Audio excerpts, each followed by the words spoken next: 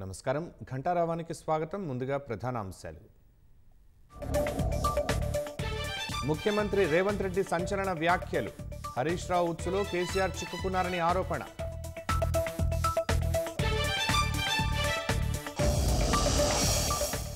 రెండు కార్పొరేషన్లుగా greater Hyderabad RRR వరకు HMDA సరిహద్దు అమరావతితో పోటీ ఉండదని సీఎం రేవంత్ రెడ్డి స్పష్టీకరణ పిసిసి నూతన అధ్యక్షుడి ఎంపిక ప్రక్రియ ప్రారంభించిన ఏఐసిసి